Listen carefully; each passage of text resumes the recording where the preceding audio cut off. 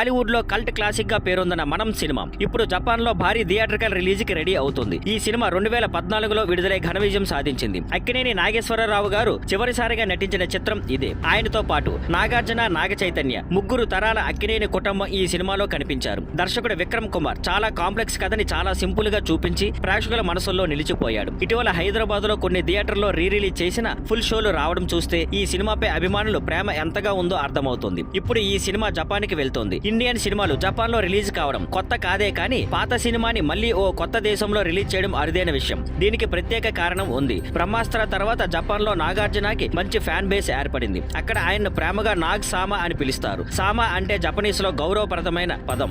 ఈ రిలీజ్ సందర్భంగా నాగార్జున కూడా ఆగస్టు 8న వీడియో కాల్ ద్వారా తన జపాన్ ఫ్యాన్స్ తో మాట్లాడతారు. ఇది అభిమానులకు పెద్ద గిఫ్ట్ లాంటిది. RRR తర్వాత జపాన్ లో ఇండియన్ సినిమాలపై ఆసక్తి పెరిగింది. కానీ వారు కేవలం యాక్షన్ గ్రాఫిక్స్ మాత్రమే కాకుండా ఫ్యామిలీ ఎమోషన్స్ ఉన్న సినిమాలు కూడా ఇష్టపడుతున్నారు. అలాంటి నేపథ్యంలో మనం లాంటి హృదయానికి హత్తుకునే సినిమా వాళ్ళకు బాగా కనెక్ట్ అవుతుంది. మనం సినిమా అక్కడ హిట్ అయితే హలో బ్రదర్, నిన్నే పెళ్లాడతా, నువ్వొస్తావని లాంటి మరిన్ని అక్కినేని సినిమాలు జపాన్ లో విడుదలయ్యే అవకాశం ఉంది. నాగ్ సామాపై ప్రేమ రోజు రోజుకి పెరుగుతుంది.